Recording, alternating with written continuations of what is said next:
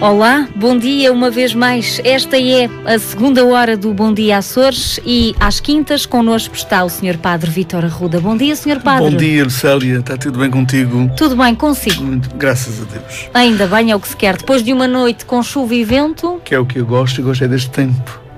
Gosto muito do inverno e, portanto, estou feliz. Mas sabe que eu partilho um bocadinho da mesma opinião. Eu gosto tanto de ouvir a chuva a bater na janela.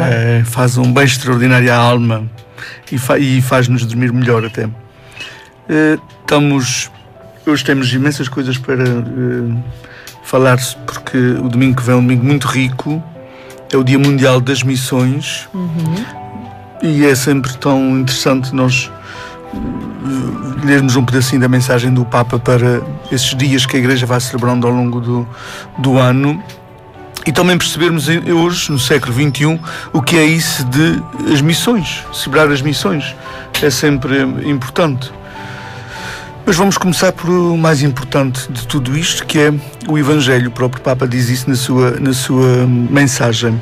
O Evangelho do próximo domingo. Estamos a ler Marcos continuamente, estamos no capítulo 10º ainda, e hoje o texto diz-nos assim: naquele tempo, Tiago e João, filhos de Zebedeu, aproximaram-se de Jesus e disseram-lhe: Mestre, nós queremos que nos faças o que te vamos pedir. Jesus respondeu-lhes: Que quereis que vos faça? Eles responderam-lhe: Concede-nos que na tua glória, no teu reino, nos sentemos um à tua direita e o outro à tua esquerda. Disse-lhe Jesus: Não sabeis o que pedis. Podeis beber o cálice que eu vou beber e receber o batismo com que eu vou ser batizado? Eles responderam-lhe: Podemos. Então Jesus disse-lhes: Bebereis o cálice que eu vou beber e sereis batizados com o batismo com que eu vou ser batizado. Mas sentar-se à minha direita ou à minha esquerda não pertence a mim concedê-lo. É para aqueles a quem está reservado. Os outros 10 discípulos, ouvindo isto, começaram a indignar-se contra Tiago e João. Então Jesus chamou-os a todos e disse-lhes: Sabeis que os que são considerados como chefes das nações exercem o domínio sobre elas e os grandes fazem sentir sobre elas o seu poder. Não deve ser assim entre vós. Quem entre vós quiser tornar-se grande, será vosso servo. E quem quiser entre vós ser o primeiro, será escravo de todos. Porque o Filho do Homem não veio para ser servido, mas para servir e dar a vida pela redenção de todos. É este o texto que temos entre mãos para o próximo domingo. Há uma coisa aqui muito interessante. A gente estava a conversar antes de começarmos o programa. Jesus tem uma capacidade extraordinária, porque tem uma paciência infinita, que é a paciência divina que se revela nele, de resolver conflitos. Estás a ver? Hoje não é o dia dos conflitos, da resolução de conflitos. É verdade, Estava eu a dizer, estávamos nós aqui a falar deste dia da resolução de conflitos. Hoje em dia, muito, antigamente também já o era. Aqui tinha 12, Jesus tinha 12 apóstolos. Isso é um número simbólico, a gente sabe. Tinha sempre muito mais gente à volta dele. O número 12 é sempre simbólico, para as pessoas não se fixarem só nessa questão dos 12. Mas temos aqui 2 que queriam cargos mais importantes do que os outros, queriam ser mais importantes que os outros, Tiago e João. Mas também vemos os outros 2 depois a brigarem com eles, a querer indignar-se com eles, a dizer: vocês anteciparam-se àquilo que nós também queremos. E estava-se criando aqui um ambiente terrível entre eles. Jesus, com a paciência que lhe é reconhecida, com o amor que lhes tem, com essa capacidade que ele tem de ir constantemente instruindo os seus discípulos, porque é assim mesmo, isto é missão, ele dá a volta à situação de uma forma extraordinária. E diz: muito bem, vocês querem os cargos mais importantes, pois quem tiver um cargo mais importante é aquele que mais servirá. É aquele que mais servirá. E não sei se eles depois ficaram com a mesma ideia, ou se tinham vontade de fazer o mesmo pedido a Jesus, depois de ouvirem a explicação que Jesus lhes deu, de dizer que aquele que quer ser o mais importante é aquele que tem que ser o último, é aquele que tem que servir, Porque, aliás, eles aprenderam essa grande lição de Jesus. Não esqueçamos que o Evangelho foi tudo escrito depois de Jesus já ter morrido e todos os acontecimentos terem passado. Portanto, quem escreveu isto já sabia qual era a condução que ia dar a este texto, porque já sabia o que é que tinha acontecido. E eles sabiam que Jesus tinha sido o servo dos servos. Ele ajoelhou-se para lavar os pés àqueles homens e àquela gente que estava ali na última ceia, várias pessoas. E não lavou só àqueles que mereciam. Ele lavou os pés a Judas, que o traiu, lavou os pés a Pedro, que o negou, lavou os pés aos outros que foram cobardes e que fugiram. Portanto, ele lavou os pés, não foi a gente que merecia, lavou os pés a gente que revelou depois o pior de si no momento que Jesus mais precisava deles. É isto que Jesus quer, esta lição que Jesus quer lhes dar, é que a grande revolução que ele vem trazer ao mundo é que Deus não é o Senhor. A gente está habituado a dizer que Deus é o nosso Senhor, que Deus é o Senhor do céu e da terra, que Deus é o servo dos servos, Deus é que está ao serviço, Deus puxa ao serviço. Isto é uma verdadeira inversão que tem que se dar na cabeça deles. Os apóstolos precisaram constantemente, na sua relação com Jesus, de abrirem a mente, despejarem a chávena, que é despejar a chávena, eles já tinham a mente cheia de ideias pré-concebidas, ideias que eles tinham na cabeça que queriam impor a Jesus. Eles tiveram que despejar essas ideias constantemente para aceitar as ideias novas que Jesus lhes traz sobre ele, sobre Jesus, sobre eles, sobre as pessoas, que relação é que eles tinham que ter com as pessoas. E principalmente as ideias novas que Jesus Cristo trazia sobre Deus, sobre o próprio Deus. Eles passam do medo de Deus a ter Deus como seu servo, seu servidor. Deus é que se põe de joelhos. Deus é que se põe de joelhos. É claro que na cabeça desta gente teve que haver grandes conversões, grandes mudanças. Nós não conseguimos aceitar ideias novas se mantivermos na nossa cabeça as ideias que sempre tivemos. As ideias que recebemos um dia e que achamos que são as ideias que devem prevalecer. Nós não conseguimos. É importante despejar a chávena para voltar a enchê-la das coisas novas. Mas as coisas mudam. É claro que mudam também. O pensar da Igreja sobre Deus também mudou ao longo dos tempos. Os judeus já tinham uma religião, no tempo que Jesus veio ao mundo. Se contarmos desde Abraão até Jesus vão 1900 anos. Aquela religião já tinha 1900 anos. Não é fácil Jesus quebrar com 1900 anos de tradições, não é fácil. Não foi fácil, aliás, não foi fácil porque isso, ele morreu pelas suas ideias, pelas suas convicções, e as pessoas mataram-no porque ele, no fundo, mexeu. Elas perceberam o que é que Jesus queria e as pessoas não quiseram mudar a sua instalação que estavam na religião. Jesus quis chamá-las à fé e eles quiseram manter uma religião. Há sempre um conflito entre a religião e a fé. A religião é uma instituição, a fé tem que ser constantemente purificada, senão a gente deixa-se levar pela religião, pelas coisinhas que a religião vai inventando ao longo dos tempos e depois esquece daquilo que é o essencial. Uma outra ideia que este Evangelho também mostra é os dois apóstolos, Tiago e João, de início, vê como eles se dirigem a Jesus.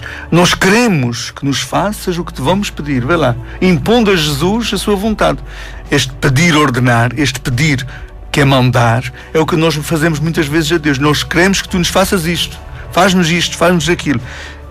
Jesus não os condena por isso. Jesus, com a sua paciência própria que ele tem, ele vai dando a volta à situação, porque Jesus é mesmo assim. Deus é mesmo assim connosco, tem uma paciência infinita, ele sabe esperar.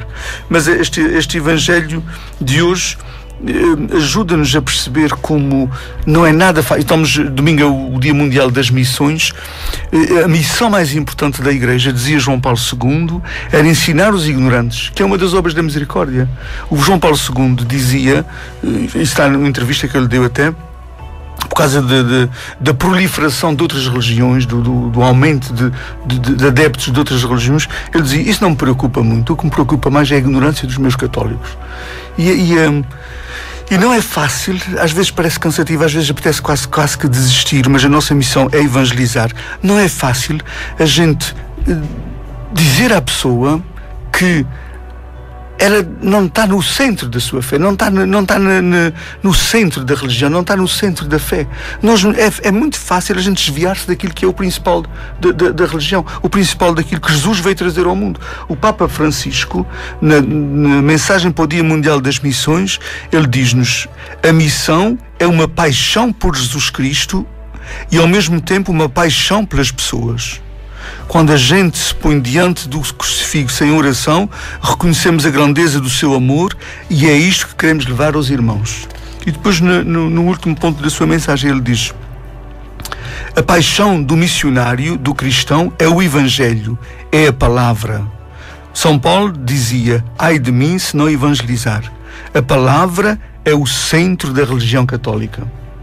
Quando é que a gente vai convencer os católicos disto? Que a palavra é o centro da religião católica. Quando é que vamos convencer os católicos disto?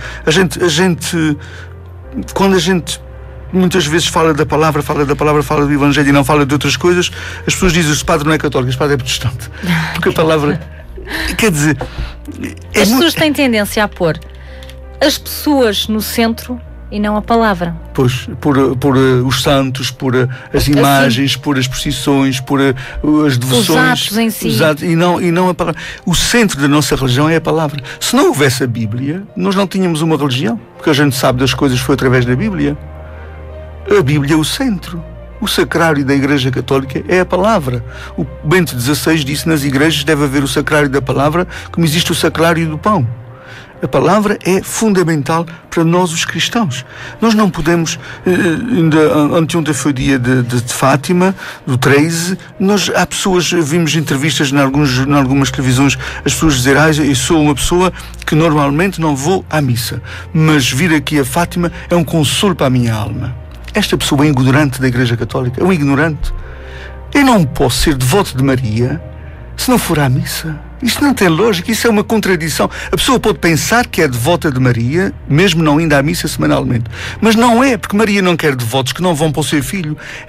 A mensagem principal de Maria é esta: fazei o que o meu filho vos disser. E o que é que o filho disse? Fazei isto em memória de mim, fazei a Eucaristia. Portanto, a pessoa não pode dizer que é devota de uma coisa ou de outra, mais devota do que aquele, mais devota, mas depois não. A devoção verdadeira é aquela que nos leva à Eucaristia. Se eu tenho devoções particulares, mas que não me levam à Eucaristia, eu sou ignorante da Igreja Católica. Eu sou ignorante do cristianismo. Eu sou ignorante do cristianismo. Posso ser muito romeiro, pode ser muito peregrino, pode ser muito de muitos terços, de muitas coisas, mas se isso não me conduz ao essencial da religião católica, que é do cristianismo, que é a Eucaristia, e é para aí que Maria também nos manda, é para a Eucaristia, ela manda-nos é para aí, a pessoa está desviada da sua fé. A pessoa não é cristã. A pessoa é uma religiosa, não é cristã. Tem uma religião, tem umas devoções, não é cristã. E isto tem que se dizer com a verdade, mais que custe. Mais que custe. Ao longo da minha vida, eu já tenho 50 anos, feitos este ano, ao longo da minha vida, eu tive 2 nascimentos de novo, 2 batismos, para além do meu batismo original que os meus pais me deram. Quando eu fui para o seminário de Angra, com 15, 16 anos, e ouvindo todas as novidades que os meus professores me iam dizendo sobre Deus, eu que vinha com a mente de um rapaz da aldeia, que tinha um padre que já estava lá há 50 anos, o padre António Nunes, que foi do melhor que existiu, mas foi um padre do seu tempo, que nos punha medo do inferno e as almas do purgatório, e que punha-nos medo de Deus e dos castigos de Deus. Eu chego ao seminário, eu tenho uma abertura de mente tão grande que a gente quase que endurece. A gente quase que entra em loucura. A gente diz: mas isto o que é? Isto é outra religião. Mas eu digo: bem bom que me aconteceu o seminário, para eu abrir a minha mente e para perceber que realmente a religião não era apenas aquilo que o meu padre me tinha ensinado. E ele fez com reta intenção, atenção, porque ele só sabia ser assim, porque ele aprendeu também foi assim.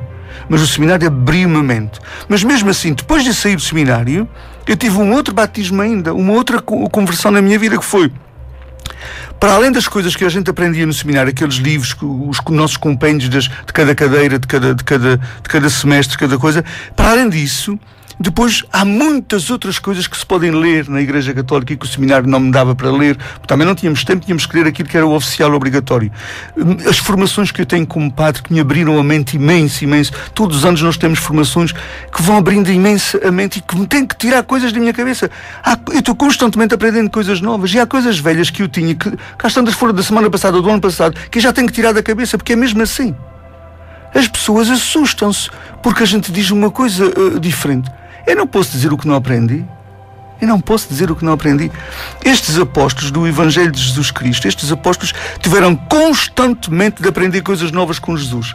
Não lhes foi fácil também. Eles não queriam. Eles queriam impor a Jesus a sua maneira de ser, a sua maneira de pensar da religião e da fé. Várias vezes a Pedro disse: isto não vai ser assim, porque nós não queremos que seja assim. Disseram a Jesus, quase a contradizê-lo naquilo que era o projeto de Jesus. Portanto, a nossa vida como cristãos não é uma coisa parada. Nós não somos uma água morta parada. Nós somos um rio que corre.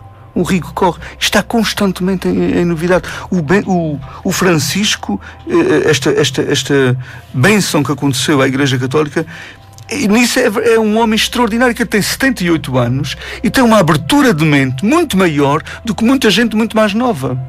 É uma coisa fenomenal aquele homem. A frescura que ele traz à Igreja no pensar as coisas novas na Igreja. Não se entende é que uma pessoa que tenha uma fé esclarecida, venha o que vier, ela não vai abalar-se a sua fé. Quando eu tenho a minha casa construída sobre a rocha, se vier um sismo, a casa está garantida. Mas quando eu tenho a minha casa construída na areia, é fácil ela cair, não é? Porque os alicerces não são seguros. Se a nossa fé está segura, diga o padre o que disser, faça o padre o que fizer, faça o bispo o que fizer, diga o papa o que disser, a gente mantém a nossa fé inabalável. Há pessoas que se escandalizam e que se afastam por qualquer coisa nova que se diga. O problema não é da novidade que a gente está dizendo, o problema é da cabeça da pessoa que tem uma fé morta já, uma fé fechada. O melhor que pode acontecer a uma pessoa é perder a fé quando houve uma coisa nova. Sabes porquê? Porque aquela fé não era verdadeira. Porque ninguém perde a fé verdadeira, venha o que vier ou diga-lhe o que disserem. Uma fé verdadeira nunca se perde. A fé verdadeira aumenta. São Pedro disse, aumenta a nossa fé, Senhor, fortalece a nossa fé. E o próprio Jesus também lhe disse, tu, quando estiveres esclarecido e fortalecido na tua fé, a tua missão é esclarecer também os outros. Ele deu essa missão a Pedro e deu essa missão a todos nós, os cristãos.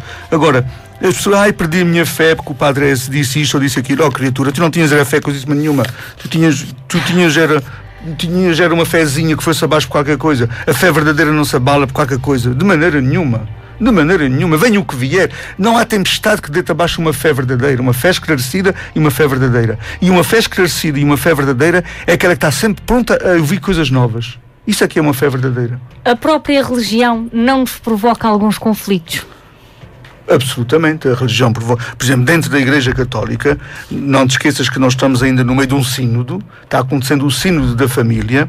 Dentro da Igreja Católica vai haver conflitos se as decisões que este sínodo trouxer não forem aquelas que os conservadores da Igreja querem, que é manter tudo igual. Os conservadores da Igreja e muita gente com mente fechada, com mentes mesmo fechadas, que nunca mais leram um livro de jeito, nunca mais foram uma catequese, nunca mais foram uma semana bíblica, nunca mais foram uma formação, ficam fechados no seu casulo. Muitas dessa gente quer que as reuniões que se fazem em Roma, que se fazem no mundo da Igreja Católica, que são para fazer avançar a Igreja, eles querem que aquilo fique tudo igual. É para consagrar tudo igual, não se mexam a palha. Pois enganem-se, porque vai-se mexer palhas, vai-se mexer. E isso vai criar conflitos na Igreja, vai criar divisões. Eu estive no Canadá e na América e percebi em alguns padres, mesmo em algumas pessoas, um mal-estar com este Papa. Percebes? Um mal-estar com este. Porque a gente já recebeu no Facebook, eu recebi já no Facebook e no e-mail, eu já recebi e-mails que há pessoas no mundo a rezar pela conversão de Papa. Imagina tu, o que é que isto quer dizer?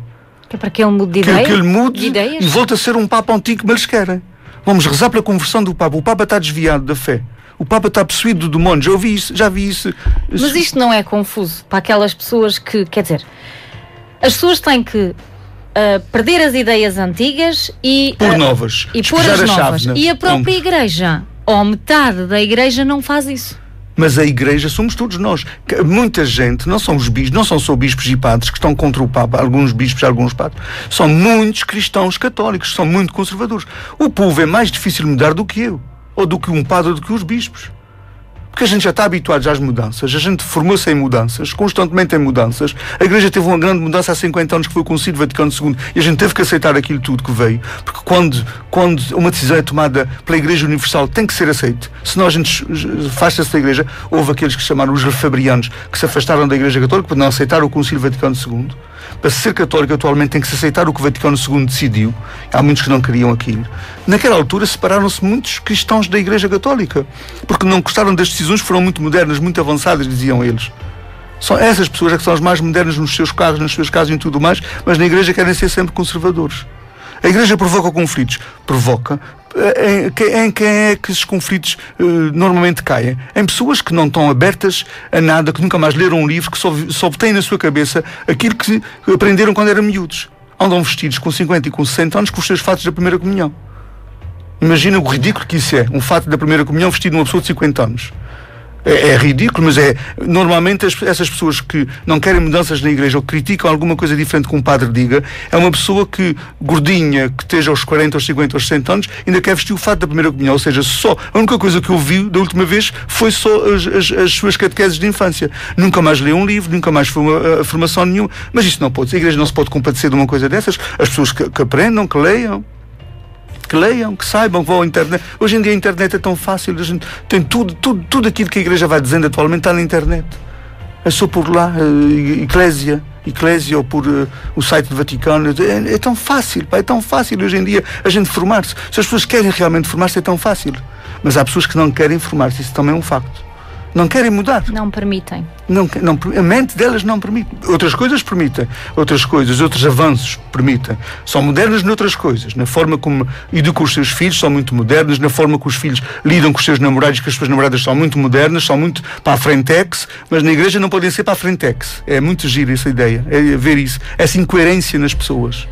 Eu também tenho uma pergunta para lhe fazer, tem a ver com estas missões.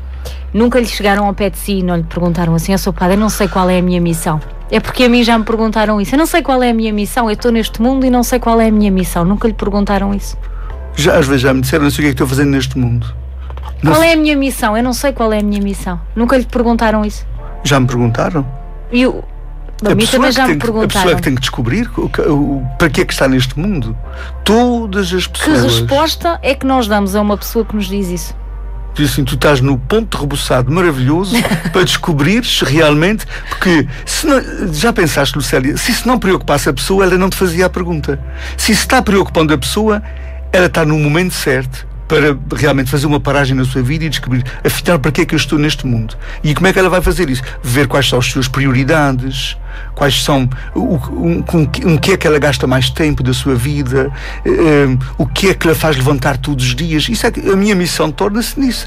Porque é que eu me levanto todos os dias cedo? Em que é que eu gasto mais tempo do meu dia? Quais são as pessoas que preenchem mais o meu coração e a minha vida? Por quem é que era capaz de morrer? Por quem é que era capaz de dar a vida? E aí a gente vai descobrindo qual é a nossa missão. E todos nós temos uma missão, no fundo. Todos nós temos uma missão. Tu já descobriste a tua missão? Para além da rádio, para além do teu filho, para além do teu marido, tu próprio, como ser humano, já sabes qual é a tua missão? Para além das pessoas que te rodeiam. Se bem que elas são uma contigo só, não é? Mas a gente vai descobrindo. Uma pessoa que se pergunta, seja qual for a idade, não interessa, porque isso não interessa o momento em que a pessoa está. Qual é a missão dela neste mundo? A pessoa está no momento certo de fazer, de facto, uma paragem. Se não conseguir fazer sozinha, procurar alguém que a ajude a fazer esse encontro consigo mesma, porque o maior namoro que nós temos que fazer na nossa vida é connosco mesmos. O maior namoro é connosco mesmos. A maior paixão que temos que ter é connosco mesmos. A maior descoberta que a gente tem que fazer é de nós mesmos. Portanto, a gente tem que se trabalhar muito a si mesmos. Temos que fazer viagens para dentro, descobrirmos-nos e qual é de facto. Porque ninguém vem ao mundo por acaso. Nós não somos um deslize dos nossos pais. Mesmo que esta pessoa tenha perdido o encanto com a vida ou pela vida. Pois, pode acontecer. Ela tem que encontrar um novo foco para se reencantar outra vez. Tem que encontrar um novo foco, que existe sempre. E normalmente nós descobrimos muitas vezes qual é a nossa missão olhando à nossa volta. O Papa diz: a nossa paixão tem que ser Cristo e as pessoas. Porque eu não sou eu só. Eu, se fosse um ser sozinho no mundo, eu era um animal, porque não tinha relação. O que me faz ser humano, inteligente, emocional e espiritual, é a minha relação com os outros. Eu sou um ser em relação. Portanto, essa pessoa que faz uma pergunta dessas, ela que veja como é que estão também as suas relações. Como é que estão as suas relações? Os seus relacionamentos. Que é uma grande aposta que a gente tem que fazer na vida, são os nossos relacionamentos. E por aí ela vai descobrir qual é a sua missão também. E se lhe acontecer alguma coisa que a fez desencantar da vida, ela tem que fazer um exercício de humildade e de memória. Humildade quer dizer assim: eu penso que só aconteceu a mim, mas não foi só a mim. E de memória, que é olhar para trás e dizer: a história está feita de tantas situações iguais à minha.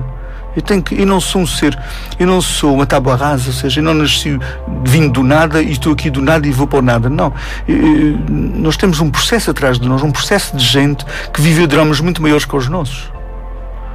Nós não somos, o nosso drama não é o pior do mundo, sempre. A gente pensa que é o pior do mundo, mas isso é uma forma de avolumar o problema também, muitas vezes. A gente também tem que ter humildade de dizer assim, isso, o que me aconteceu também já aconteceu a outros. Como é que essas pessoas lidaram com a situação? Deixa-me ver como é que elas lidaram com a situação, já que eu não estou conseguindo lidar com essa situação. Vou perguntar. Eu outro dia até fiquei arrepiado. Eu fiquei arrepiado o outro dia de uma senhora, querida, uma mãe que já perdeu 6 filhos. Sabe o que é uma mãe que perdeu 6 filhos já? Nem quero imaginar. Não foram só bebés, foram filhos grandes, por dramas, por... Epá, esta senhora está viva e ela mantém-se viva e ela trata de si, ela cuida de si, ela tem mais filhos que ela tem que cuidar. Portanto, se eu perdi um filho, não sou o mais desgraçado do mundo, percebes? Há gente que perdeu mais, há gente, não achas? É isso, a gente também tem que sair um bocadinho do nosso umbigo e olhar à nossa volta. Quando a gente olha à nossa volta, a gente aprende sempre alguma coisa. Sim, senhora, obrigada. Vamos agora então conhecer a agenda. Estou a fazer a visita aos doentes esta semana. Hoje, se o tempo permitir, vou continuar na visita aos doentes na matriz. Se entretanto o tempo não for bom de manhã, mas de tarde vai ser, portanto não farei de manhã, mas farei de tarde. Mas a gente vai começar a ver se a chuva para. Isso vai ser, estão previstas abertas. Pois, isso é isso mesmo. Que elas aconteçam. De qualquer maneira, eu não consigo terminar os doentes da matriz hoje. Faço um apelo, continuarei depois na segunda-feira a visitar os doentes da matriz. Amanhã tenho a visita dos doentes de Santo Espírito. Hoje há missa ainda na matriz às 19 horas. No sábado a missa às 19 horas no aeroporto. No domingo temos, que é o Dia Mundial das Missões, temos missa às 10 horas Matriz e São Pedro, 11h15 Santa Bárbara, 11h30 Almagreira, 12h30 Santo Espírito. Na próxima semana é uma semana dedicada à liturgia na nossa ilha. O que é que quer dizer isso? Nós vamos cuidar daqueles que na missa têm uma missão, seja os cantores, seja os leitores, seja os ministros da comunhão, que é sempre importante. Não é para fazerem teatro, é para fazerem melhor a sua missão, para que a missa seja sempre ainda melhor. Para a semana, então, em todas as paróquias, no dia próprio, haverá reunião de leitores, ministros da comunhão e dos grupos corais. Podemos sempre aperfeiçoar alguma coisa, porque essa é a missão daqueles que estão ao serviço. Quando se está ao serviço, temos que melhorar sempre o nosso serviço. Faço um apelo que não esqueçam todos, essas formações que vou fazendo na ilha, mesmo para catequistas, para os cursistas, as pessoas depois que não vão, depois criticam alguma palavra diferente que diga ou que se diga ou alguma coisa. A criatura, foste às formações. Porquê não vais às formações? Estás a criticar e não foste à formação. A tua ignorância vem ao de cima. As pessoas têm que ir às formações. Essas formações são para as pessoas que assumem esses serviços. Se não querem servir, dizem, olha, eu não posso ir a essa formação, portanto não vou continuar esse serviço. Acho que as pessoas têm que estar atentas nesse sentido também. Ninguém dá do que não tem. Diga, eu também não sou tabarrado. Eu aprendi, eu estudei 8 anos no Seminário de Angra, 3 anos no Seminário de Ponta Delgada e continuamente temos formações. Todos nós padres somos obrigados a ir às formações todos os anos, porque a gente tem que se atualizar sempre. Portanto, as pessoas não são diferentes, somos todos cristãos e todos precisamos, de facto, de aprender alguma coisa. Um bom dia para todos os nossos ouvintes, as nossas ouvintes, para aquelas que nos mandaram beijinhos também para elas, desde o Nordeste até a Maio, até a Santo Espírito e todos aqueles que nos ouvem. Um bem-aja para todos e não esqueçamos que Deus ama-nos tanto, tanto, tanto, que Ele é que se pôs ao nosso serviço. Esse é o Deus do amor, o Deus em quem acreditamos, o Deus que Jesus nos vem a revelar. Não um Deus para termos medo dEle, é um Deus para o amarmos com a confiança absoluta de que Ele cuida de nós. Bom dia. Bom dia, obrigada.